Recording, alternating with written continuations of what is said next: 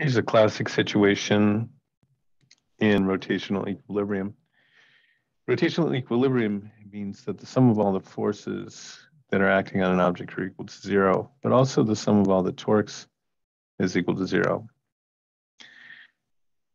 Because once we have extended objects like this, it's possible that the forces are not acting in the same location. And so if they're not, they might be equal, but could still produce a rotation. So in this sort of classic scene, let's suppose that we have a beam that has a mass of 50 kilograms and it's got two supports here on the left and the right, and they both exert a force upward. And those forces would be the same if the problem was symmetric. That means if it was just the weight of the beam. So the weight of the beam acts straight downward, and this is 50 kilograms. So the weight of the beam, it's going to be 50 times 9.8 or 490 newtons. And let's suppose that the distance between the two supports is 3 meters. Just as a given. Okay, but we put this rather portly painter on this beam who's going to walk back and forth. And, it's been having their share of Krispy Kremes. And so they're coming in at a nice round 100 kilograms. And we'll assume that the distance where this person is 2 meters from the end. Right. Okay, well, 100 kilograms is going to have a weight of 980 newtons. So we'll just draw that downward. 980 newtons. And then when we apply the sum of the forces equaling zero, then that means we have these two forces. Now, because the painter is not in the middle, that means that these forces are going to be uneven. In fact, we would expect B is going to be a little bit bigger than A. So we have two upward forces, which are A and B. And then two downward forces. One is the weight of the beam, and the other is the weight of our portly painter. But then you can see we have two unknowns here, so we can't really solve that. The torque equation, though, comes into play, and we're going to have three torques altogether. So in order to calculate torques, we need to choose an axis. So we choose the axis at FA. And here's the reason for that. When we're calculating torque is really simply force times leverage. And the way you calculate leverage is that it's going to be the distance from where the force is applied to the axis rotation, but also times an angle. So we would say FR sine theta. Now in this case, theta is going to be equal to 90 degrees for all of them, and sine of 90 is just 1. So it's this quantity that we call leverage.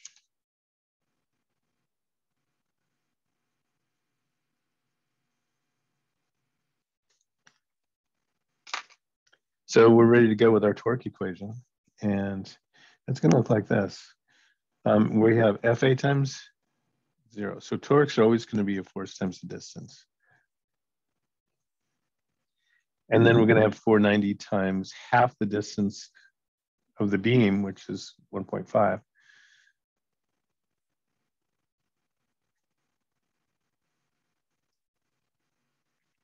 And then 980 times 2. Remember, sine of 90 is just 1, so we don't have to include that.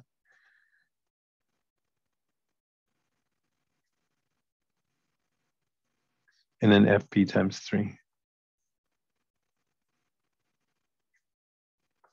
And all that equals 0. Now, if you notice, I've, of course, left out the algebraic signs. And the reason for that is that clockwise torques are going to be negative, and counterclockwise torques are going to be positive. Again, this is because of the right-hand rule, which we discussed in a previous video.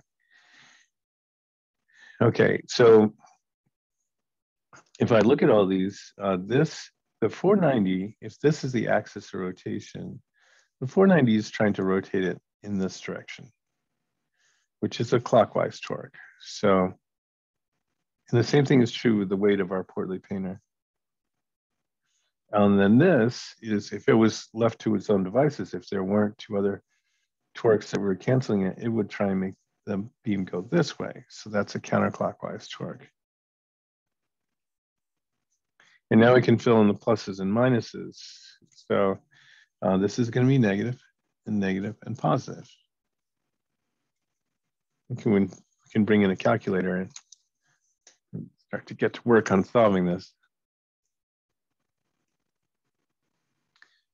All right.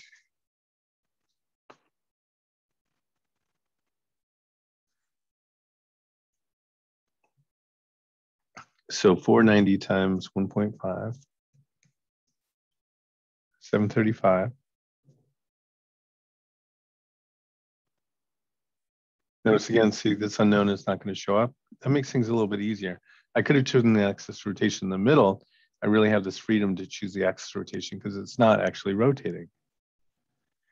And then minus 980 times 2, so 1960 plus times 3 equals 0. So really, I'm just going to total those up. So 3 times FB is going to be equal to 2695, and I divide both sides by 3, and I get 898 newtons. And then if you remember before, we said that the sum of these three, or these four equations, is equal to 0. So now, if the sum of the forces is equal to 0, then that's equal to FA plus 898 minus 490 minus 980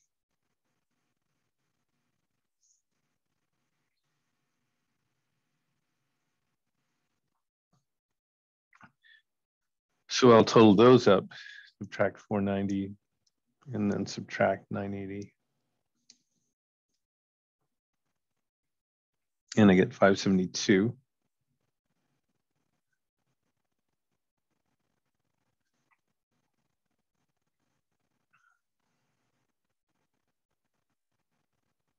So as we expected, FB has to take more of the load.